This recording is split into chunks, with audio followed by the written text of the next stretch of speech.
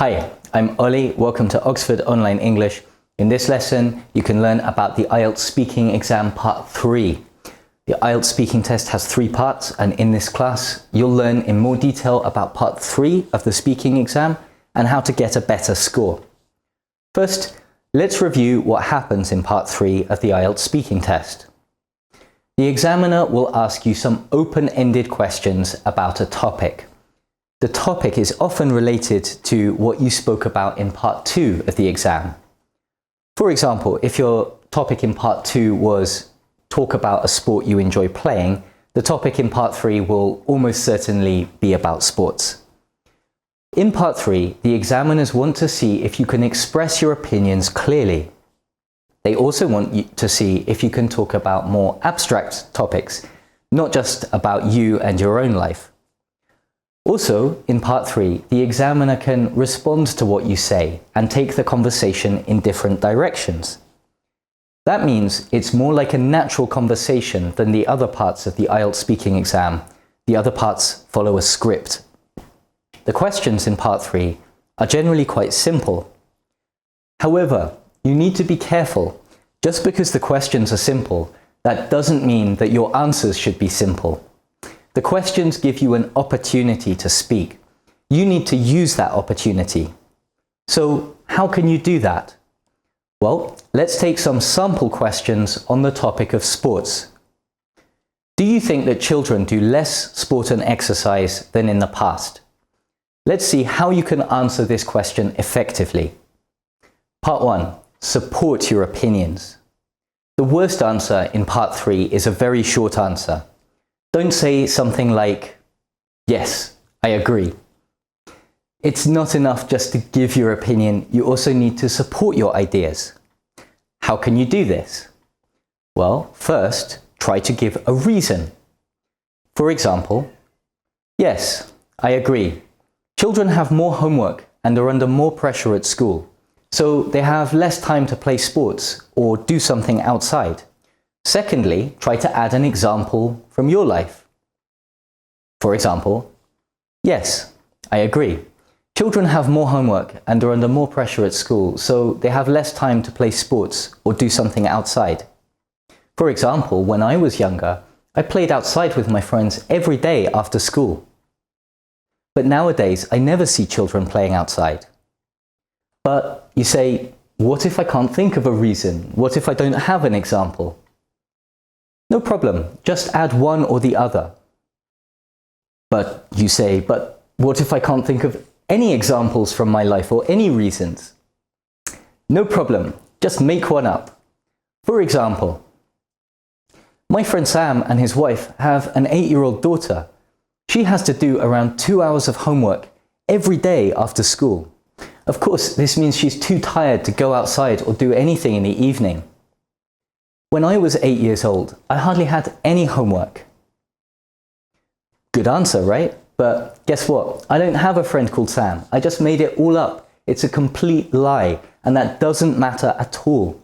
The examiner does not care if you're telling the truth or not. Using an imaginary friend as an example can be very useful. Here's another trick. In a recent survey, researchers discovered that children 30 years ago did 5 hours of exercise or physical activity every week. Now, the average is just 1 hour of activity a week. Again, there was no survey. I just made it up. I'm lying. And again, no one cares. You can do this too. The examiner is not going to stop the exam and check your research on the internet. They don't care. However, remember that this is only for emergencies if you really can't think of anything to say. It's difficult to think of things like this. It's always better to use real examples if you can. Now it's your turn. Think about the question. Do you think that children do less sport and exercise than in the past? First of all, do you agree or not? Secondly, why do you agree or disagree?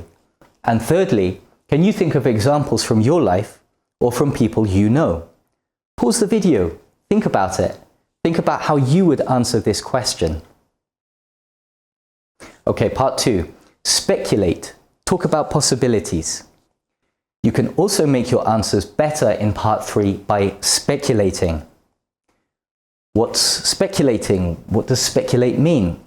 Speculating means talking about something you aren't sure about. For example, for our sample question, if you answer, "Children definitely do less sport and exercise nowadays, but I'm not sure why that is." Maybe it's because they spend more time online, playing video games and so on. By saying, "I'm not sure why that is," maybe it's because by doing this you are speculating.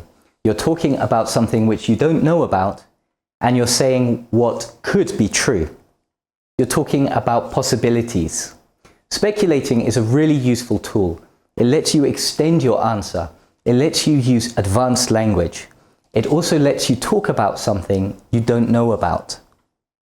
Many students complain that they don't know what to say in the IELTS speaking test, that they don't have ideas. Here's a solution, here's an answer. You can talk about ideas and things you don't know about. You don't just have to talk about facts. So how can you speculate? There are many simple phrases and structures you can use. First, use a verb like might, may, or could. For example, "I think children might have less free time than in the past." Parents may not be willing to let children play outside nowadays, especially in big cities. Secondly, you can use a phrase like, "It's possible that," or "One possible reason is that." For example, "It's possible that there aren't so many parks and other places where children can play sport." Or, "One possible reason is that parents aren't interested in sport, so they don't encourage their children to play sport and be active." Thirdly, you can use an if sentence. For example, "If children have more homework nowadays, of course it will be more difficult for them to play sport." Obviously, if children spend lots of time in front of a screen, they won't go outside and do something active. Speculate as much as possible during Part 3 of the IELTS speaking exam. It will help you to give longer answers and get a better score. Okay, Part 3. Show the other side of the argument. A lot of IELTS advice sounds the same. Develop your answers, add details, make your answers longer. Okay, but how? Here's the simplest way. Don't just give your opinion, discuss the opposite opinion too. Let's stay with our sample question and answer. To review, you want to agree with the idea that children do less sport now than before. You start your answer, you give reasons, you give examples, you speculate. Next, discuss the other side of the argument. For example, "On the other hand, many of my friends' children are very active, often more active than their parents. It isn't true that all children are less active than in the past. However, spending time online can also help to get children interested in new sports and activities. It's much easier to find sports clubs and activities in your local area nowadays, thanks to technology. This lets you use linking words like on the other hand or however. And again, this is all making your answer longer and more detailed. We haven't finished yet, but let's review these 3 points because they're all connected. In Part 3 of the IELTS speaking test, you can improve your answer by adding reasons to support your opinions, using examples from your own life, speculating, talking about possibilities and things you aren't sure about, and discussing the other side of the argument. If you do all this, you can turn a bad answer, "Yes, I agree," into this. "Yes, I agree. Children have more homework and are under more pressure at school, so they have less time to play sports or do something outside. For example, when I was younger, I played outside with my friends every day after school. Nowadays, I never see children playing outside. I'm not sure why that is. Maybe it's because they spend more time online, playing video games and so on. However, spending time online can also help to get children interested in new sports and activities. It's much easier to find sports clubs and activities in your local area now thanks to technology. you can see how following a few simple steps can help you to extend and develop your answer into something really good. If you can produce answers like this in part 3 of your IELTS speaking exam, you will get a good score. Okay, I know what you're thinking. Firstly, you're thinking, well, that's easy for you, Mr. Native Speaker, but how can I do it? Well, I disagree. I think you can do it. Here's why. Most of the IELTS students I meet are around bands 5, 6, 7, and their target is maybe 6, 6.5, 7, rarely higher. If you're at this level, you have the language to do something like this. Go on, go back. Read the answer again. It's not that complicated. I don't use advanced vocabulary or very complicated grammar. You can do it, maybe with some mistakes, but if you can understand this video, you can make an answer like this. It just takes practice. Secondly, maybe you're thinking, thanks very much, Ollie. Now I know how to answer one question. How does that help me? They're going to ask me different questions in my exam. You can use these ideas to answer any question in part 3 of the IELTS speaking test. You can't possibly prepare for every question they might ask you, but you can remember to think of reasons, think of examples, and so on. This will make your answers better. Next, let's look at some different advice for part 3. Number 4, use filler phrases to give yourself thinking time. Your answers in part 3 will often be longer and more complicated compared to part 1 or part 2. So trying to give an answer like this without thinking could be difficult. If you start speaking without thinking first, your answer might be disorganized or difficult to follow. So what should you do? Well, if you just need a few seconds to think and organize your thoughts, use a filler phrase. For example, let me think about that for a second. Oh, that's an interesting question. What can I say about that? You can also use filler phrases in the middle of your answer if you need to pause and think.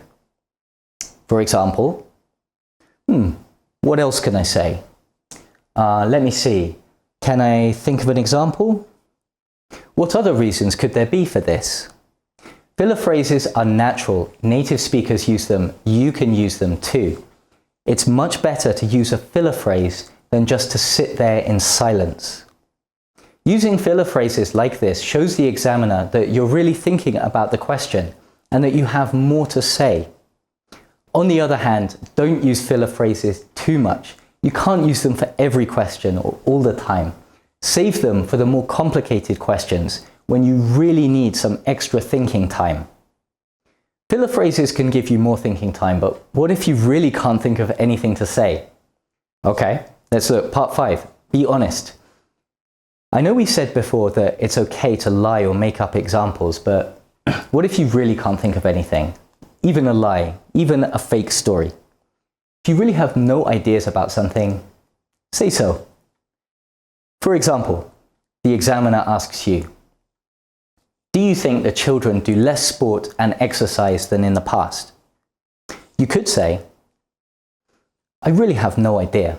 I don't have children and none of my friends do either. I'm afraid it's just not a topic I can say much about. Be careful, you shouldn't do this unless it's really necessary. You also need to give a reason why you don't have anything to say. You need to make it clear to the examiner that it's not just your English skills which are stopping you from giving a full answer. Secondly, if you do this, you can only really do it once. You can't do it to too many questions. And finally, even if you do this, you should still try to speculate. For example, I really have no idea. I don't have children and none of my friends do either. I'm afraid it's just not a topic I can say much about. I suppose that children might be less active than in the past because they spend more time online and playing video games and things like that. You need to put thought into your answer and try to add details, even if your answer is basically, I don't know. Otherwise, it could affect your IELTS score. However, this can save you if you get a question which you really don't know how to answer. It won't affect your score if you make your reasons clear and if you put some thought into your answer. The examiner wants you to speak. By saying something like this to the examiner, you're saying, I can't say much about this, so give me a different question or topic. Being honest like this is much better than trying to answer the question when you have no idea what to say. Just remember, this is something you can only use if it's really necessary. Okay, our last point, part 6, interact with the examiner. Part 3 of the IELTS speaking test is different because it's the first time in the speaking exam that the examiner can actually talk to you. In parts 1 and 2, the examiner is reading a script. He or she has very little freedom to respond to what you say. However, part 3 is different. The examiner can respond to what you say and take part in the conversation more. What does this mean for you? During part 3 of the IELTS speaking exam, you need to listen to what the examiner says and think about what he or she wants you to do. For example, is the examiner responding to something you said or asking a new question? Is the examiner asking for more details about something you said? Is the examiner asking you to give your opinion or respond to a different opinion? This also means that you shouldn't expect to just speak for as long as you want. The examiner can and will jump into the conversation to ask extra questions or to change the direction a little bit. You need to be flexible in part 3. In parts 1 and 2, you're given questions and you can answer without being interrupted. You can say what you want.